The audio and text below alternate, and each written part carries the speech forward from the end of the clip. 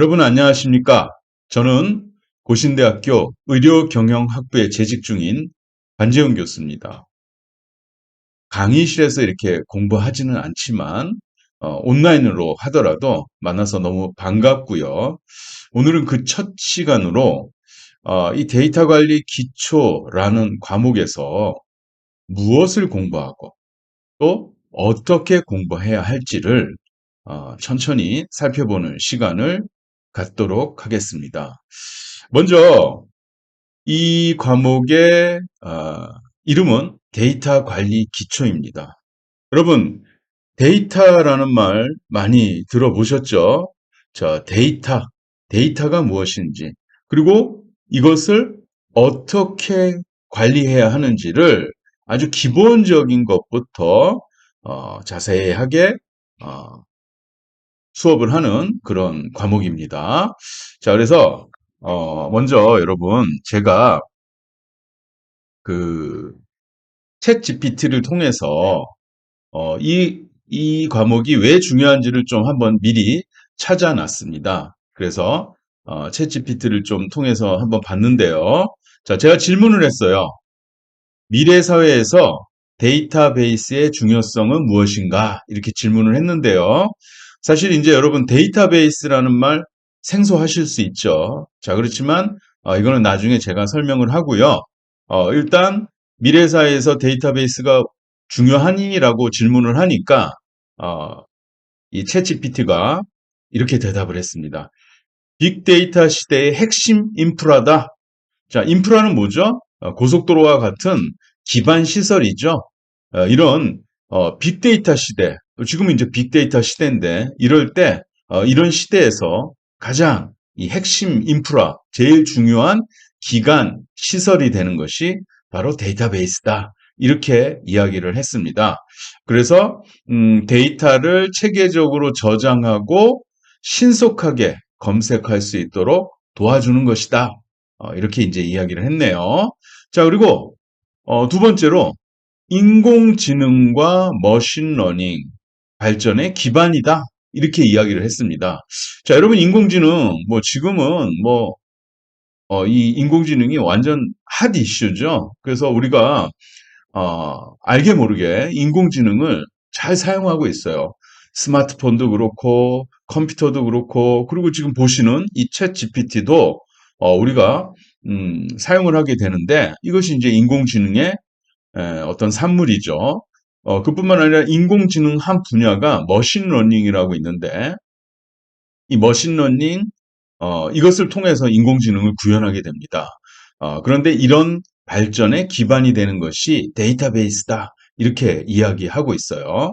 자, 그래서 이제 우리가 교양에서 이 과목뿐만 아니라 인공지능 과목, 그 다음에 머신러닝 과목에 해당되는 그런 것들도 지금 우리 학교에서 개설이 되는데 이런 것들 통해서 우리가 좀 더 인공지능과 머신러닝에 친숙하게 그리고 우리 전공에 이것을 녹여서 전공 공부에도 도움이 될 수 있도록 그렇게 할 수가 있습니다.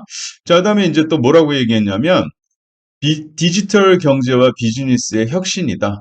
그래서 디지털 여러 가지 비즈니스에 이러한 데이터베이스들이 사용되어진다라고 해서 쭉 이야기를 하고 있습니다.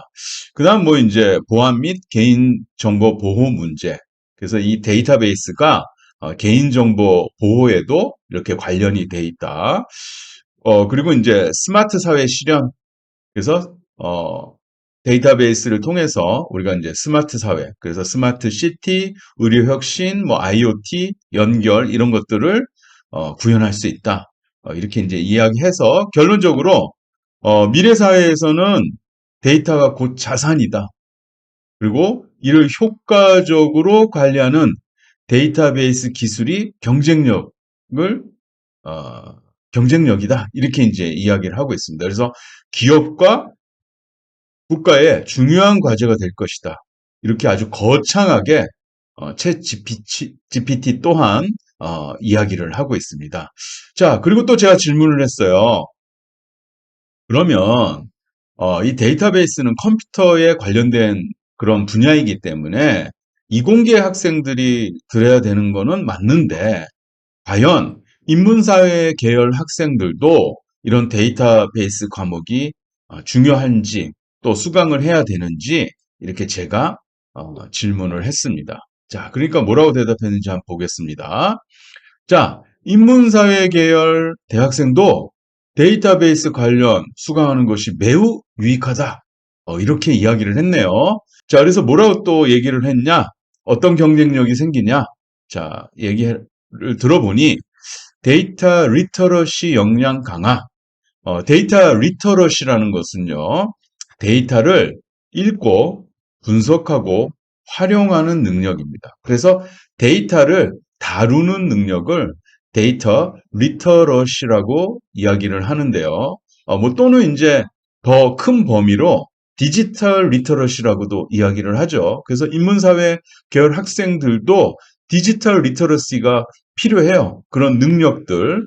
그 중에서 이제 특별히 데이터만 다루는 이 데이터 리터러시가 굉장히 중요하고 이런 역량을 강화하는데 이 과목이 굉장히 유익하다라고 이야기 드릴 수 있습니다. 자, 그 다음에 학문 연구 및 분석 능력을 향상시킬 수 있다. 자, 그래서 비록 공대가 아니더라도 이공계가 아니더라도 이 사회학, 정치학, 심리학 등등 이런 분야에서 설문조사 데이터, 그다음에 빅데이터를 분석하는 그런 연구가 가능하다. 그리고 역사학, 우리는 역사 없으니까 넘어가겠습니다. 그다음 언론 미디어학에서도 이런 소비 데이터를 분석하고 트렌드를 파악할 수 있다. 자, 그래서 인문사회 계열에 실제로 이게 쓰일까라고 생각하실 수 있겠지만 굉장히 중요해요. 여러분, 데이터를 다루지 않는 학문은 없습니다. 데이터를 무조건 다룹니다. 어떠한 형태이든 간에. 그렇기 때문에 인문사회 계열조차에서도 이 과목이 굉장히 중요한 것이죠. 자, 그래서 데이터베이스를 알면 자료 수집과 정리가 쉬워지고 연구의 신뢰도를 높이는 데 도움이 된다. 자, 다음 정말 중요한 얘기가 있는데요. 실무 활용도 증가. 자, 여러분 인문사회 계열 학생들 졸업하고 나서 각 전공을 살릴 수도 있지만 또 일반 사무직이나 이런 데 또 취업을 하게 되겠죠. 그런 데서도 전공을 살리는 분야뿐만 아니라 일반 어떤 여러 가지 직업군에서도 이런 실무 활용도가 늘어날 수 있어요. 이 과목을 통해서. 그래서 뭐 마케팅 광고라든지 출판 콘텐츠, 행정 정책 이런 데에 데이터를 분석하고 또 유용한 정보를 추출해서 자기의 분야에 이렇게 활용을 할 수 있다는 거죠. 그렇기 때문에 실무 활용도 증가 분야에서 부분에서도 이 과목이 굉장히 유용하고요. 자, 다음 디지털 시대의 기본 소양이다. 기본 소양이다. 자, 그래서 이 지금 시대를 살아갈 때 이 데이터를 모르면 안 돼요. 데이터를 관리하는 걸 모르면 안 됩니다. 그래서 기본적인 소양이다. 우리가 일반적으로 기본 소양이라고 하면 뭐 글쓰기, 뭐 그다음에 뭐 수학, 아주 수준 낮은 수학, 뭐 이런 것들을 기본 소양이라고 하는데 거기서도 이 데이터에 관련된 과목이 디지털 시대의 기본 소양이 될 수 있다. 그러면서 이제 뭘 공부하라고 이렇게 이야기를 하냐면 SQL을 공부하래요. 이 SQL 주구장창 공부할 겁니다. 그래서 추천 학습 내용에 우리 과목에 어, 반 이상에 해당되는 부분이 들어있고요. 그 다음 RDBMS의 개념, 우리 이제 바로 이 시간 이후에 이런 것들 공부할 겁니다. 그 다음에 이제 데이터 정리 시각화 도구, 요거는 이제 우리가 다루는 분야는 아니에요. 그래서 데이터를 이제 우리는 관리를 하는 거고 실제 거기서 정보를 뽑아서 이제 시각화를 해요. 시각화라는 것은 그래프를 그린다고 생각하시면 되는데 간단하게 이런 도구들 그래서 엑셀 같은 거 이런 것들도 공부를 해라라고 이야기를 하고 있네요. 자, 그래서 결론을 내네요. 이 수업을 수강하면 연구, 실무, 일상에서 데이터를 효과적으로 다루는 능력을 기를 수 있다. 그래서 인문사회 계열 전공자라도 데이터 분석, 활용하는 능력을 갖추면 학문적으로, 직업적으로 경쟁력이 더욱 높아질 것이다. 라고 우리 챗 GPT께서 이렇게 이야기를 하십니다. 예, 뭐 제가 되게 중요합니다라고 얘기하는 것도 뭐 신빙성이 있겠지만 이렇게 챗 GPT를 통해서 이 과목의 중요성을 여러분께 말씀을 드리니 어때요? 굉장히 중요한 과목이고 잘 들었다고 이렇게 생각을 하시죠? 예, 자, 그러면 요 정도로 과목이 어떤 과목인지 왜 중요한지 잠깐 살펴봤고요. 자, 이제 우리가 본격적으로 이제 수업을 할 건데, 먼저 첫 번째는 데이터베이스의 기본 개념. 그래서 데이터베이스가 뭔지를 한번 살펴보도록 하겠습니다. 그래서 왜 필요하고 데이터베이스가 무엇이고 그리고 특징이 무엇인지 그리고 이런 데이터 과학 시대의 데이터는 무엇인지를 한번 쭉 기본적인 개념을 한번 살펴볼게요. 그래서 이제 여기 보면 이렇게 이제 오늘 공부할 내용을 쭉 이런 식으로 이제 그 도식화 했는데요.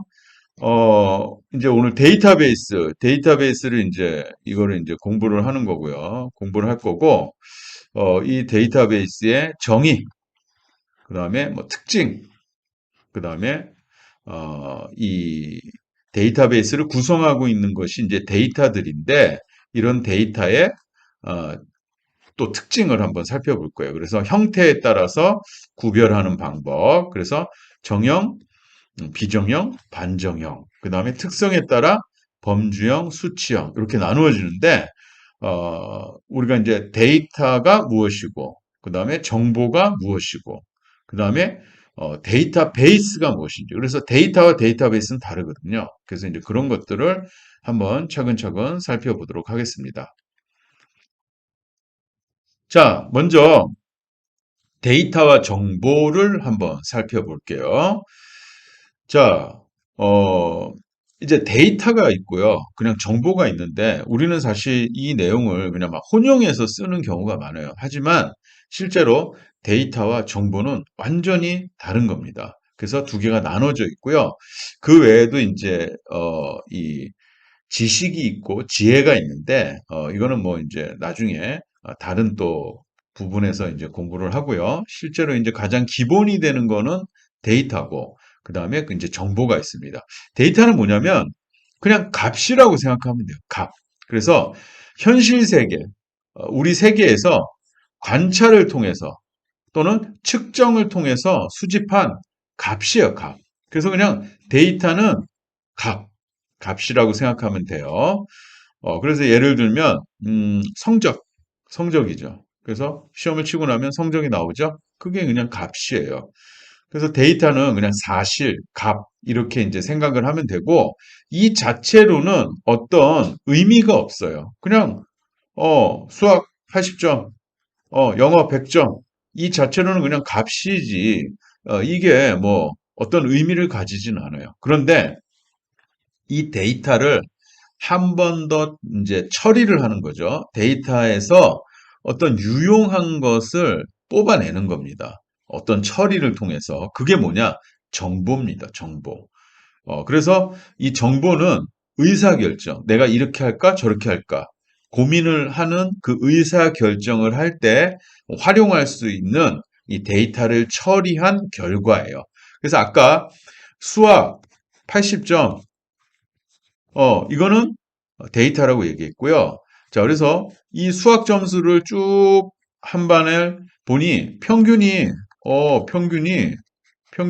75네.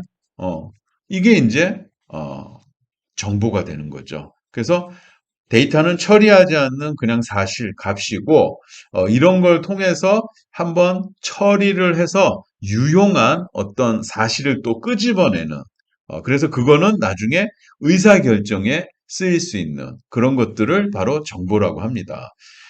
그래서 이제 수학 점수 그리고 이제 평균 이런 것들이 이제 데이터와 정보가 되겠죠. 그래서 두 개는 완전히 다르다는 거 기억하시고요. 자, 그래서 데이터는 뭐 책에서는 원유, 그래서 소로부터 바로 뽑아낸 원유. 그래서 그냥 그런 거 데이터고 그것을 이제 처리를 해서 우리가 먹을 수 있게끔 만든 그걸 이제 정보라고 예를 들고 있습니다. 자, 그래서 이제 정보와 이제 데이터와 정보를 이제 한번 어떻게 이제 추출하는지 이제 그 프로세싱을 한번 볼 텐데요. 자, 여기 보시면 이제 인터넷 쇼핑몰에 주문 내역이 있어요. 그래서 쇼핑몰 주문 내용 해서 주문 번호가 있고요. 주문 일자가 있고 제품명, 판매 금액. 그래서 요 하나하나가 이제 데이터가 되겠죠. 이것도 데이터, 이것도 데이터, 이것도 데이터, 이것도 데이터. 이런 식으로 데이터인데, 나중에 이제 또 공부하겠지만, 이렇게 한 줄, 이렇게 모아서 이런 거를 또 뭐라고 하냐면, 레코드라고 하는데, 뭐, 그건 나중에 뒤에서 학습하고요. 여하튼 이런 데이터를 이제 모아 놓은 게 이제 데이터고요. 이런 것들을 이제 처리를 하는 거죠. 뭐 여러 가지 처리를 통해서, 뭐, 계산기를 사용할 수도 있고, 아니면은, 뭐, 컴퓨터 프로그램을 사용할 수도 있고, 아니면 그냥 손으로 할 수도 있고요. 그래서 처리해서 제품별로 판매액을 이렇게 계산을 한 거죠. 총 판매액을. 자, 그러면 이제 이거를 딱 보면, 지금, 어떤 제품이 얼마만큼 팔렸구나, 이런 걸 알 수 있죠. 그래서 이거는 이제 한번 가공이 됐기 때문에 정보라고 이야기를 합니다. 그래서 이런 정보를 가지고 뭐 그래프도 그릴 수 있고요. 그래프를 보고 이제, 의사결정, 뭐 예를 들면 사장이라든지 아니면은 물품을 구매하는 그런 역할을 하는 사람이 보고 판매가 예를 들어서 에어컨이 제일 판매가 많이 되었으니 이제 에어컨을 더 팔아야 되겠다. 뭐 내지는 에어컨은 요번에 그 여름에 많이 팔렸는데 이제 겨울이 오니까 매출이 높지만 이제 다른 거를 뭐 구매를 더 해야 되겠다. 판매를 더 해야 되겠다. 이런 식으로 의사 결정을 할 때 이러한 정보가 쓰인다는 거죠. 그래서 데이터 있고 정보 있고 이거를 꼭 기억을 하시기 바랍니다. 자, 그래서 이런 어, 정보를 이제 처리하는 시스템이 이 정보 시스템인데 지금 무슨 말이냐면 데이터를 수집을 해요. 데이터를 이제 내가 필요한 데이터를 쭉 수집을 하는 거죠. 그래서 이제 그거는 이제 필요하니까 데이터를 수집을 하겠죠. 그래서 이제 조직이 됐든 뭐 개인이 됐든 그건 중요한 건 아니고 여하튼 이 데이터를 수집을 하는 거죠. 그래서 이제 수집을 해서 저장을 했다가 필요할 때 정보를 딱 해주는 그런 시스템. 그래서 이제 일반적으로 컴퓨터 시스템인데 그런 걸 뭐라고 하느냐?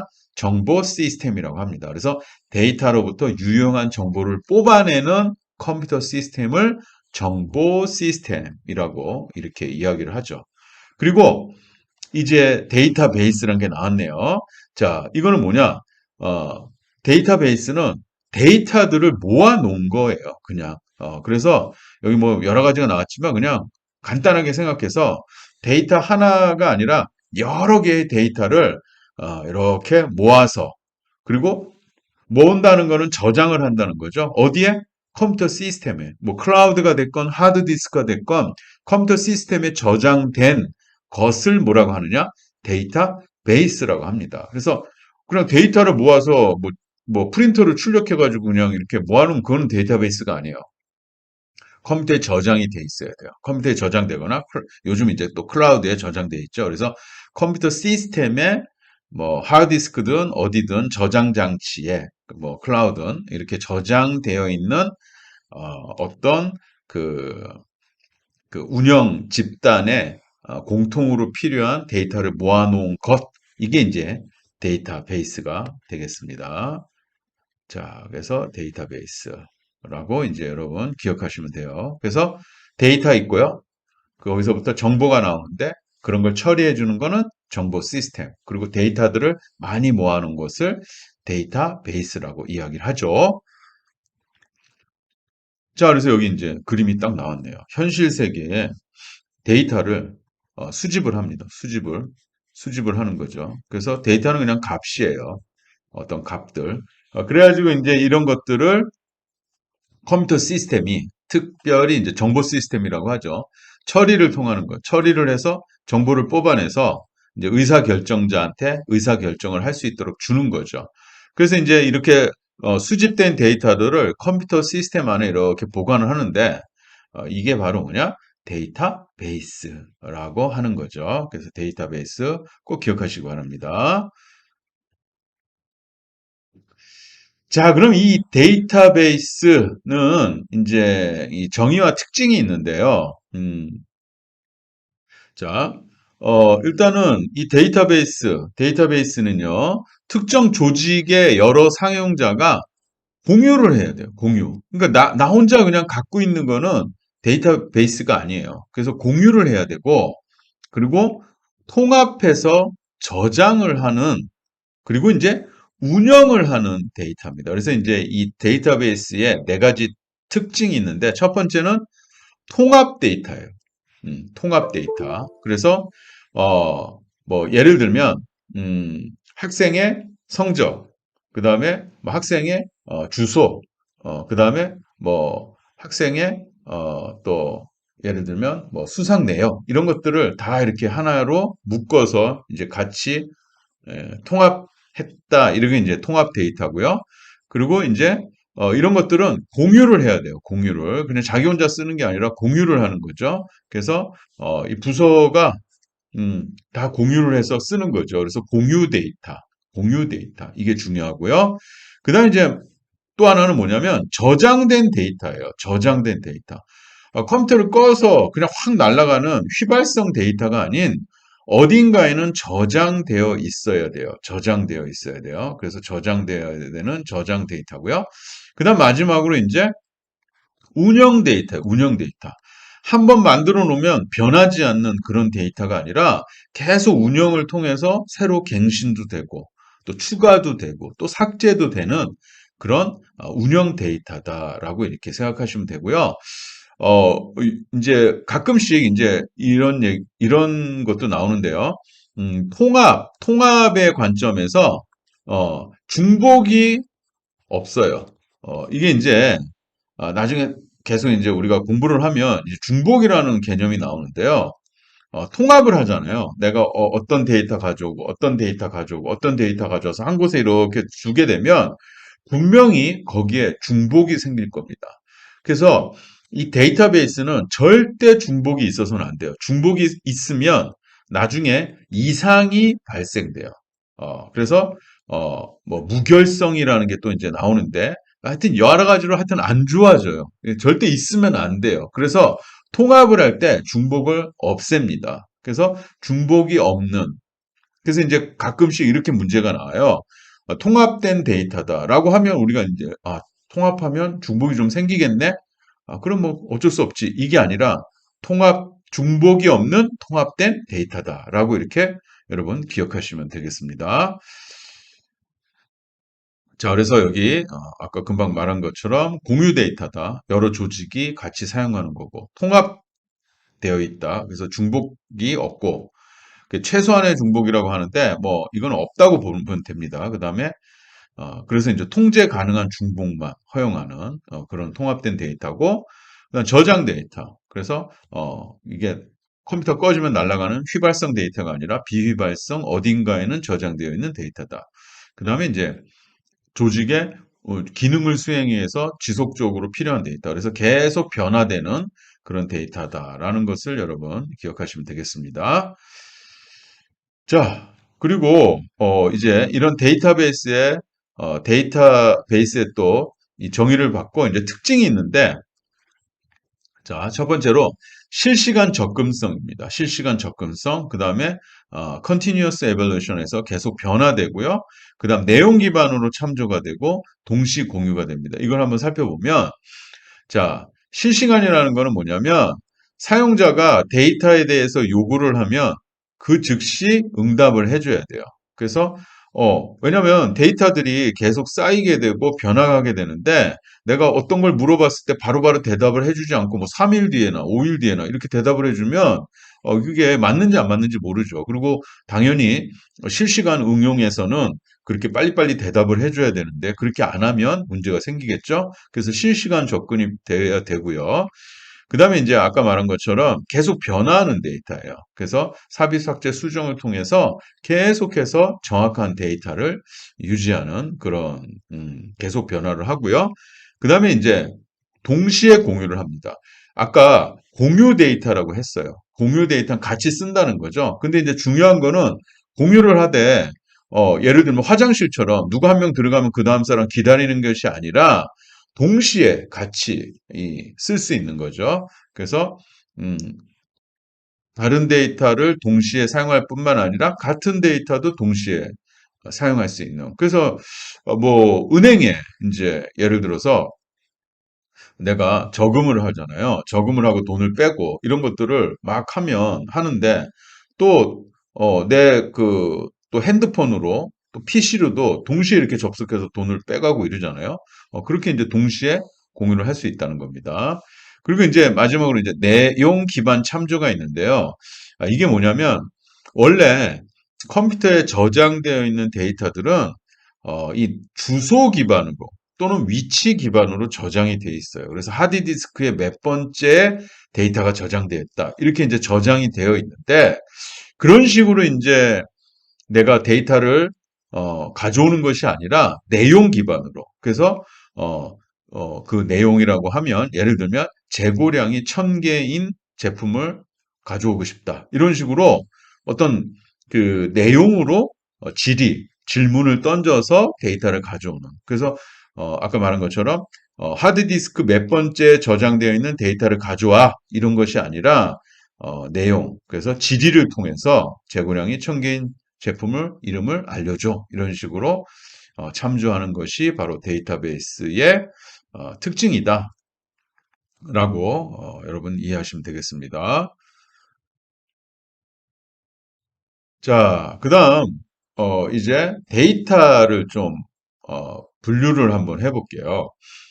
이제 우리가 이제 데이터는 너무 이제 무수히 많죠. 그리고 이제 빅데이터 시대라서 엄청나게 많은 데이터들이 쌓이는데 이 데이터 형태에 따라서 데이터를 분류할 수가 있어요. 그래서 데이터 형태에 따라서 정형 데이터, 그리고 비정형 데이터, 그리고 그 사이에 반만 정형인 반정형 데이터, 이렇게 이제 세 종류가 형태에 따라서 구분이 되는데요. 이 정형 데이터는 여러분, 어, 엑셀에 들어있는 데이터를 생각하시면 돼요. 엑셀에 보면 셀이 있고, 셀에 값들이 하나씩 차곡차곡 들어가 있죠.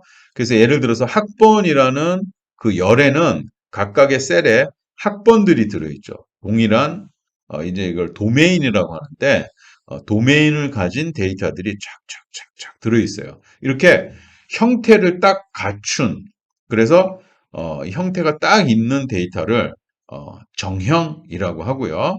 그 반대는 비정형입니다. 그래서 이거는 형태가 없어요. 예를 들면 이미지, 이미지, 이미지 다 다르잖아요. 음악 다 다르죠. 영상 다 다르죠. 그 다음에 뭐 SNS에 올리는 글들, 뭐 이런 것들, 인스타그램에 올리는 글과 사진들, 이런 것들은 정해진 형태가 없어요. 그래서 이런 것들을 뭐라고 하느냐? 비정형이라고 합니다. 그래서 예전에는 정형 데이터가 많았죠. 근데 지금은 이제 빅데이터 시대로 넘어오면서 이 비정형 데이터가 굉장히 많이 발생을 하고 이런 비정형 데이터를 처리하는 게 이 빅데이터 시대 때의 그 시스템이 해야 할 일이 되는 거죠. 그래서 정형 데이터는 형태가 딱 갖춰 있기 때문에 처리하기 쉬워요. 그러나 비정형 데이터는 굉장히 처리하기가 어렵죠. 형태가 없기 때문에. 그래서 이런 비정형 데이터를 처리하는 게 지금 이제 빅데이터 시대 때 굉장히 중요한 일 중에 하나이고요. 그리고 이제 이 중간 정도, 반정형. 그래서 구조가 있는데, 그 구조에 대해서 설명이 같이 있어요. 그래서 어떤 데이터가 있는데 이런 거는 이런 식으로 구조화되어 있어. 라고 해서 설명까지 같이 있는 거를 반정형이라고 하고요. HTML 문서. 우리 인터넷 접속하면 네이버 접속하면 보이는 화면들이 HTML 문서인데 그 HTML 문서는 태그라는 걸로 구성이 되어 있어요. 그래서 태그로 딱 형식에 맞춰서 이렇게 구성이 되어 있거든요. 그런 HTML 문서, 그다음 HTML보다 더 형태가 다양하게끔 이제 그 형식화된 또 문서를 XML이라고 하는데 XML 문서, 그다음 JSON이라고 또 이렇게 집합 기호를 이용해서 딱딱딱 구별해 놓는 그런 데이터. 그다음에 이제 뭐 센싱 데이터. 센서가 막 수집하는 데이터는 실제로 그냥 막 숫자들이지만 예를 들어서 네 번, 네 번, 네 번 이렇게 나눠서 1초마다 뭐 센싱을 한다. 그런 식으로 알고 보면 이런 형태가 어느 정도 있는 데이터, 이런 것들을 뭐라고 하느냐? 반정형 데이터라고 합니다. 그래서 정형, 반정형, 비정형, 여러분 형태에 따른 데이터 분류 기억을 하시기 바랍니다. 자, 그래서 이제 쭉 봤고요. 자, 그다음에 이제 특성에 따른 데이터 분류 해가지고 특성, 그래서 약간 이제 통계적 관점에서 데이터 특성에 따라 분류를 하는 건데요.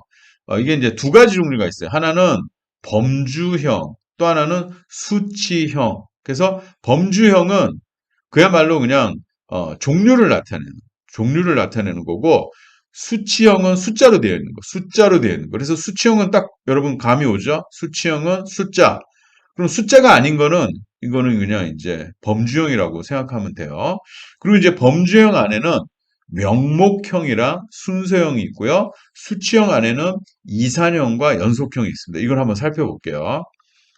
자, 범주형 데이터는 아까 말씀드린 것처럼 숫자가 아닌 거를 범주형이라고 생각하면 되고, 종류를 나타내는 데이터인데 두 가지가 있어요. 명목형, 순서형. 그래서 명목형 데이터, 순서형 데이터. 순서형은 뭐 또 다른 또 내용으로 어, 서열형이라고도 하는데, 예, 순서형 또는 서열형이라고도 하는데요. 자, 명목형은 뭐냐? 남녀, 뭐 혈액형 이런 것들이에요. 그래서 어, 그러니까 구분하는 데이터. 그래서 구분하는 데이터가 바로 명목형이고, 순서형은 구분을 하는 데이터인데 그 녀석들끼리 순서가 있는 거예요. 그래서 학년. 그 다음에 뭐 예를 들어서 등급 이런 것들. 그 다음에 뭐 우리 강의 평가할 때 강의 평가 뭐 1, 2, 3, 4, 5점 척도를 하죠. 그런 것들을 이제 그 순서형 데이터라고 이야기를 합니다. 그래서 명목형 데이터, 순서형 데이터를 이제 범주형이라고 이야기를 하고요. 자, 근데 이제 수치형 데이터는 숫자로 되어 있는 거예요. 그래서 숫자로 되어 있다는 말은 산술연산, 덧셈, 뺄셈, 곱셈, 나눗셈이 가능한 데이터라는 게 이제 수치형 데이터고요. 이 수치형 데이터는 양적 데이터라고도 하고요. 얘는 두 가지로 나눕니다. 그래서 하나는 이산형, 하나는 연속형. 자, 그래서 이산형은 고객수는 1, 2, 3, 4, 5 이런 식으로 탁탁 끊어지죠. 1.1, 1.2, 1.4 이런 게 아니죠. 그래서 이런 걸 이산형이라고 해요. 판매량, 뭐 합격자 수 이런 식으로 1, 2, 3, 4 정수를 생각하면 되고요. 연속형은 실수. 그래서 몸무게, 키는 171, 171.5, 171.6, 171.55 뭐 이런 식으로 무수히 많은 그 자릿수가 있을 수 있죠. 그래서 이제 실수라고 하고 그런 것들은 이제 연속형 데이터라고 하죠. 그래서 수치형은 아까 말씀드린 것처럼 이산형, 연속형 이렇게 이제 두 가지로 나누어지는 거죠. 자, 그리고 이제 하나 더 추가해서 얘기하면 정성적, 정량적 데이터로 또 나눌 수도 있어요. 그 데이터는 뭐 여러 그 나누는 부분이 있기 때문에. 그래서 정성적은 이제 좁은 의미로 이제 범주형 데이터, 그리고 아까 얘기한 비정형 데이터라고 이제 이해를 하시면 돼요. 그래서 글이라고 생각하시면 돼요. 글자가 정성적 데이터라고 생각하시면 되고요. 정량적 데이터는 수치형 데이터. 그래서 수치, 도형, 기호 이런 것들을 정량적 데이터라고 합니다. 그래서 이제 완벽하게 이제 그 뭐 범주형 데이터가 정성적이다라고 이야기할 수는 없지만 대략 정성적 데이터는 범주형 데이터에 속하고, 그냥 편하게 생각하려면 정성적 데이터는 어, 텍스트, 글자, 그리고 정량적 데이터는 수치, 도형, 기호, 이렇게 생각을 하시면 되겠습니다. 데이터베이스 관리 시스템이라는 주제를 가지고 지난번 시간에 공부했던 내용을 토대로 좀 더 컴퓨터에 관련된 쪽으로 한번 살펴보고 또 다른 주제를 가지고 이야기해 보도록 하겠습니다. 이러한 데이터를 관리하기 위한 컴퓨터 시스템, 정확하게 말하면 소프트웨어인 데이터베이스 관리 시스템, 얘를 이제 본격적으로 우리가 공부를 할 건데요. 아까 말씀드린 것처럼 얘는 소프트웨어예요. 컴퓨터 프로그램이에요. 자, 그래서 이제 데이터베이스 관리 시스템을 공부를 할 것인데, 자, 여러분, 다들 그렇잖아요. 어떤 게 새로운 것이 나오게 된 이유는 기존의 것이 문제가 많기 때문에 그러한 문제점을 극복하기 위해서 나오잖아요. 자, 그런 것처럼 이러한 데이터베이스 관리 시스템이 나온 목적, 나온 뭐 이유라고나 할까? 자, 그런 것이 뭐냐? 기존의 어떤 것이 문제가 많았거든요. 그 기존의 어떤 것이 무엇이냐? 바로 여기 보시는 파일 시스템이에요. 파일 시스템. 자, 그래서 이번 시간에는 데이터를 관리하는 두 개의 소프트웨어가 있어요. 컴퓨터 프로그램이 있어요. 방법이 있어요. 자, 하나는 파일 시스템이고 또 하나는 데이터베이스 관리 시스템이에요. 두 가지가 있는데 아까 말씀드린 것처럼 파일 시스템을 기존에 쓰고 있었는데 여러 가지 문제로 인해서 그 문제가 두 가지인데요. 자, 여기 보시면 데이터의 중복성과 종속성, 이거 되게 중요합니다. 이 두 가지 문제로 인해서 이제 이 데이터베이스 관리 시스템이 나온 거죠.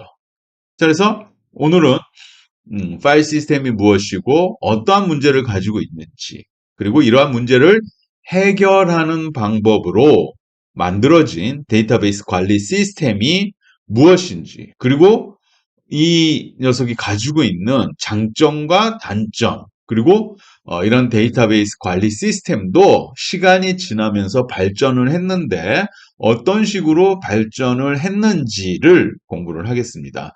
자, 거의 모든 학문이 앞에 부분에는 어떤 개론, 개념, 이런 것들을 이야기하기 때문에 사실은 굉장히 어려워요. 그런데 나중에 다 공부가 끝나고 나면 앞을 돌아보면 이런 내용이구나 이렇게 이해가 되거든요. 사실 그래서 이런 그 처음에 어떤 개론, 개념, 뭐 원리 이런 것들을 공부하는 게 굉장히 좀 힘들긴 힘든데 여러분 차근차근 한번 살펴보면서 우리가 기초를 다지고 그리고 그 위에 또 뭐 아주 상위 어떤 개념이라든지 이런 것들을 공부를 하도록 하겠습니다. 자, 먼저 이 파일 시스템을 한번 공부를 해보도록 하겠습니다. 자, 파일 시스템은 그냥 소프트웨어라고 생각하면 돼요. 프로그램이라고 생각하면 되고요. 자, 이거는 전통적으로 어떤 걸 생각하면 되냐면, 여러분, 리포트 작성하죠? 리포트 작성할 때 대부분 뭘로 작성하나요? 네, 그렇죠. 아래 한글 많이 사용하시죠? 예, 그 아래 한글 사용해서 리포트를 만들면 내 컴퓨터 하드디스크 밑에 .hwp라는 파일이 이렇게 만들어집니다. 그렇죠? 그래서 그것을 가지고 뭐 리포트를 제출할 수도 있고요. 뭐 친구한테 또 서로 교환하면서 볼 수도 있고 뭐 이런 식으로 이 파일로 저장이 됩니다. 파일로 저장이 되는데 그것이 바로 이제 파일을 저장하는 방법이 바로 파일 시스템이에요. 그래서 우리가 지금 쓰고 있어요. 그래서 처음에 이제 필요한 데이터를 관리할 때 어떻게 관리했느냐? 아래 한글 우리가 만들어 놓은 리포트처럼 그냥 파일로 그냥 안에 뭐 그냥 쭉 적어서 이렇게 생성해서 관리를 했어요.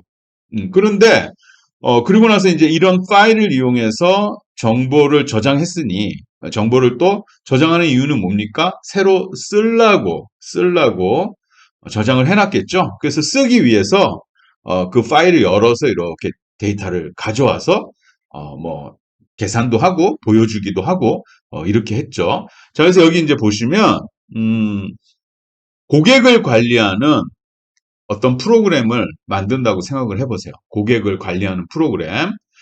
자, 그래서 뭐 그냥 수첩에 어떤 고객의 정보를 적어서 그냥 관리한다고 생각해도 됩니다. 자, 고객을 관리하는 프로그램을 만들면 고객의 데이터를 저장을 해야 되겠죠. 그래서 예를 들어서 홍길동 고객 저장, 김유신 고객 저장, 뭐 이런 식으로 저장을 해놔야 나중에 어떤 고객이 있는지, 그리고 뭐 고객의 등급이 어떤지, 전화번호가 어떤지 이런 것들을 볼 수가 있잖아요. 자, 그래서 고객을 관리하는 프로그램을 만들고 여기 이렇게 이제 프로그램을 만드는데 이거 프로그램을 만들었어요. 그걸 이제 특별히 응용 프로그램이라고 합니다. 응용 프로그램. 그래서 응용 프로그램은 그냥 우리가 뭐 그 휴대폰에서 사용하는 뭐 전화번호부 그런 프로그램이라고 생각하시면 돼요. 큰 의미는 없습니다. 대부분이 이제 응용 프로그램이에요. 자, 이런 응용 프로그램에 내가 이제 고객들을 저장한다고 생각해 보세요. 그러면 고객의 뭐 아이디도 저장하고 고객 이름도 저장하고 연락처도 저장하고 주소도 저장하고 이렇게 저장을 하겠죠. 자, 그래서 여기에 이런 식으로 이제 저장을 하는 거예요. 그래서 예를 들어서 아이디가 A, 고객명이 홍길동, 이런 식으로 연락처 어쩌고저쩌고. 그 다음에 이제 또 저장해요. B, 그 다음에 뭐 김유신 이런 식으로. 이런 식으로 뭐 저장을 하는 거죠. 쭉 저장을 하는 겁니다. 이게 이제 파일 시스템이에요. 기존에는 이런 식으로 해왔죠. 자, 그리고 이제 고객 관리 프로그램이 있는데 나는 이제 또 주문을 관리하는 프로그램을 또 필요해요. 그래서 만들었어요. 주문을 관리하는. 그래서 여기도 주문을 관리하는 응용 프로그램을 이렇게 만든 거죠. 그러면 주문을 관리하는 응용 프로그램도 주문에 대한 정보를 쭉 저장을 해서 저장을 해놔야 나중에 또 이렇게 읽어드려서 쓸 수 있잖아요. 그래서 그 주문 데이터를 저장하는 거죠. 그래서 여기 이제 주문 번호 01 그런데 고객은 홍길동이라는 사람이 그러니까 A라는 홍길동이 주문을 한 거죠. 그래가지고 뭐 예를 들어서 제품 뭐 생수를 뭐 5병 주문했어요. 이런 식으로. 자, 그리고 주문 번호 또 02번 요번에는 B라는 아이디를 가진 김유신이, 이렇게 주문을 한 거죠. 자, 그래서, 제품 요번에는, 우유를 3병, 이런 식으로. 이런 식으로 저장을 할 수 있는 겁니다. 그래서, 파일 시스템은 그냥 이런 식으로 각각 응용 프로그램마다 자기가 필요한 정보를 아래 한글 파일 만들듯이 정보를 이렇게 저장을 한 겁니다. 이게 이제 기존의 방법이었어요. 나쁘지 않잖아요. 예, 아주 뭐 문제가 없었어요. 처음엔 다 이렇게 했죠. 그래서 고객을 하는 관리 프로그램은 고객의 데이터를 가지고 있고 주문을 관리하는 프로그램은 주문의 데이터를 가지고 있고 또 여기에 뭐 예를 들어서 음, 거래처 응용 프로그램이 있으면 거기에 또 거래처 DB를 이런 식으로, 거래처 정보를 이런 식으로 파일로 이런 식으로 가지고 있고. 그래서 각 응용 프로그램마다 자기가 필요한 데이터를 만들고 저장하고 또 필요하면 가져다 쓰고 이런 식으로 이제 관리를 했다는 거죠. 크게 나쁘진 않았습니다. 그런데, 당연히 문제가 있었겠죠. 예. 자, 첫 번째 문제는 굉장히 중요한 건데, 중복이에요. 데이터의 중복이에요. 자, 그래서, 여기 보시면, 자, 여기 이제 이렇게 나왔는데, 자, 여기에 고객 아이디와 고객명, 연락처, 주소. 요 네 개가 여기 똑같이 뭐 이렇게 있는 거죠. 이렇게 있는 거죠. 뭐 여기 거래처에도 뭐 거래처의 고객 아이디 이런 건 필요 없겠지만 뭐 예를 들어서 거래처 A가 제품을 뭐 생수를 만든다. 거래처 C는 우유를 만든다. 뭐 이런 식으로 하면 여기에 있는 이런 제품명 이런 것도 여기에 제품명과 중복이 되겠죠. 예, 이런 식으로 중복해서 가지고 있어요. 자, 그러면 문제는 이 중복이 큰 문제가 되느냐? 예, 엄청난 문제를 발생을 하게 합니다. 자, 뭐, 여러분, 중복해서 가지고 있다고 생각해 보세요. 내가, 뭐, 예를 들어서 모자를 하나 가지고 있어요. 그리고, 우리 집 여동생도 모자를 하나 가지고 있어요. 각각 모자를 가지고 있으면 서로 편하긴 편하지만 벌써 모자를 두 개를 사야 되겠죠. 그쵸? 그래서 모자 또 두 개를 사야 되고 두 개를 또 보관을 해야 되고 등등등 같이 쓰면은 같이 쓸 수 있나? 뭐 좀 얘가 좀 이상한데 여하튼 이렇게 중복이 되면 뭔가 더 어떤 것들이 필요하죠. 데이터도 마찬가지입니다. 데이터도 중복해서 가지고 있으면 뭐 저장 용량이라든지 이런 것들이 두 배, 세 배 더 많아지겠죠. 당연히 중복한 만큼. 그런데 이거는 큰 문제는 아니에요. 네, 큰 문제는 아닌데 그럼 어떤 문제가 있느냐? 중복 가지고 있으면 데이터의 일관성이 깨질 수가 있습니다. 자, 예를 들어서 여기 봅시다. 예를 들어서 지금 고객관리 응용 프로그램에 우리가 홍길동과 김유신 데이터를 가지고 있다고 했고, 자, 주문관리 응용 프로그램에서도 여기에 홍길동과 김유신 데이터를 가지고 있어요. 예, 정보를 각각 가지고 있죠. 자, 그런데 홍길동의 연락처가 5678이고 얘가 김유신이 1, 2, 3, 4예요. 그래서 얘도 마찬가지로 연락처 5678이고 얘도 1, 2, 3, 4 이런 식으로 연락처를 가지고 있었어요. 자, 그런데 홍길동이 새 전화기가 나와서 전화번호를 바꾼 거죠. 자, 그래서 예를 들어서 연락처 5678을 뭐 5788 이렇게 바꿨어요. 그러면 이쪽에 이렇게 업데이트를 했어요. 자, 그런데 미처 주문 관리 응용 프로그램에서 가지고 있는 홍길동의 전화번호를 옛날 걸 그대로 가지고 있어요. 다 업데이트를 못했어요. 그렇게 되면 어떻게 되느냐? 홍길동의 전화번호가 5788인지 아니면 여기에 5678인지 두 개의 정보가 동시에 존재하기 때문에 이게 어떤 게 맞는지를 몰라요. 즉 데이터는 완벽하게 어, 무결해야 돼요. 무결해야 돼요. 결점이 없고 정확해야 돼요. 그래야 그걸 우리가 가지고 있죠. 하나라도 잘못된 데이터를 가지고 있으면 그 모든 데이터가 이게 신뢰하지 못하기 때문에 이거 완전 쓰레기 데이터가 되는 거예요. 굉장히 데이터베이스에서는 데이터를 관리하는 입장에서는 굉장히 큰 문제거든요. 자, 그래서 중복되어서 가지고 있으면 이런 식으로 한쪽에 업데이트가 일어나면 다른 쪽에서도 업데이트를 같이 해줘야 되는데 만약에 하나라도 잘못해서 못 해주면 이제 일관성, 데이터의 신뢰성이 깨지면서 전체 데이터가 쓰레기 데이터가 되는 거예요. 아주 심각한 문제죠. 아유, 뭐 연락처 좀 틀리면 어때? 물론 연락처 틀릴 수 있어요. 그런데 은행을 한번 생각해 보세요. 주식을 한번 생각해 보세요. 비트코인을 생각해 보세요. 내가 10개 가지고 있어서 저금을 해가지고 12개로 바꿔놨는데, 딴 쪽에 10개가 그대로 있다고 생각해 보세요. 그럼 난리가 나겠죠? 예, 그런 식으로, 이렇게 데이터가 중복되면 굉장히 큰 문제가 발생하는 거죠. 자, 그래서 여기에 이제 보이는 것처럼 이 중복 저장, 데이터의 중복성 때문에 여러 가지 문제가 발생하고, 이거 나중에 이제 뒤에 가면 자세히 공부를 하는데요. 일관성이 깨지고 이상현상이 발생해서 하여튼 큰 문제예요. 그래서 뭐 결론적으로 말하면 우리가 공부하는 이 학문에서 제일 중요한 것은 중복을 없애는 겁니다. 중복을 없애는 거. 그래서 나중에 이 학기가 끝나고, 야, 너 데이터 관리하는 거 공부했지? 뭐 공부했어? 라고 누군가가 물어봤을 때, 여러분은 무조건, 데이터 중복하는 거, 방지하는 거 배웠어. 이렇게 대답을 해야 돼요. 그만큼, 이 학문에서 가장 중요한 거라고 할 수가 있습니다.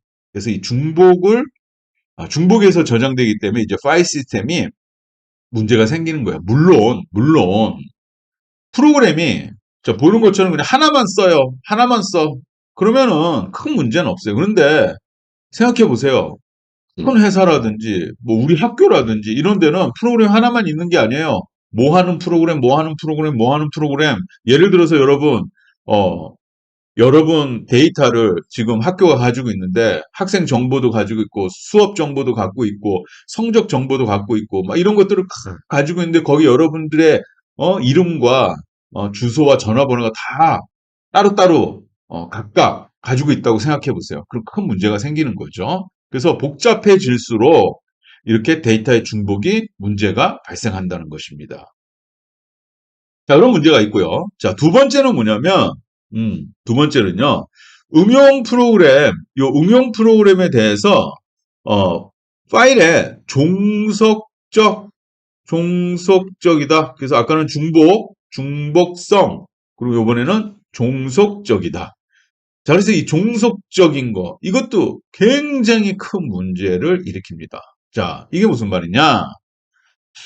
자, 고객관리 응용 프로그램에서 이렇게 이제 데이터를 저장을 했어요. 저장을 했는데 여기에 뭐 예를 들어서 고객 나이가 여기 이렇게 나이가 추가된다고 해보세요. 아, 나이도 좀 필요하네. 라고 해서 이렇게 나이를 집어 넣으면 이거 보세요. 고객 아이디를 읽고 고객명을 읽고 그 다음에 연락처를 읽었는데 중간에 나이가 끼니까 어 나이 읽고 그다음 연락처를 읽어야 되겠죠. 그래서 이 고객 관리 응용 프로그램에서 이 데이터가 변경이 되면 이 데이터를 처리하는 요 안에 어떤 로직, 프로그램도 바뀌어야 돼요. 마찬가지로 여기도 고객명 뒤에 나이가 이렇게 들어간다고 하면 데이터 구조가 바뀌기 때문에 이 주문관리 응용 프로그램에서도 이 나이를 읽든지 그리고 읽고 나서 연락처를 읽는 뭐 그런 식으로 로직이 논리가 프로그램이 바뀌어야 된다는 거죠. 이게 이제 뭐냐? 데이터의 종속적이라는 겁니다. 응용 프로그램이 데이터의 구조에 데이터의 종속적이다. 그렇게 되면 데이터의 구조가 자꾸 바뀌거나 이렇게 되면은 자꾸 응용 프로그램이 바뀌어야 돼요. 이것도 굉장히 심각한 문제죠. 자, 그래서 이런 식으로 파일 시스템은 두 가지 큰 문제가 있는데 하나는 중복성, 또 하나는 종속성. 그래서 이거 뭐 국가고시에도 시험 나오는 겁니다. 데이터베이스에 관련된 국가고시에도 매번 나오는 게 파일 시스템의 문제점은 중복성, 종속성. 중복성은 무엇인가? 종속성은 무엇인가? 이런 식으로 나오는 거죠. 그리고 이제 그 외에 이제 이렇게 두 가지가 마이너한 프로블럼이 있어요. 자, 그래서 뭐 동시 공유가 안 된다. 보안이 뭐 안 된다. 회복 기능이 부족하다. 뭐 이런 것들. 뭐 이거는 이제 파일 시스템도 이런 거를 넣을 수는 있는데 뭐 그냥 예전에 써왔기 때문에 뭐 이런 것들을 좀 약해요. 부족해요. 없는 건 아니고 부족하고.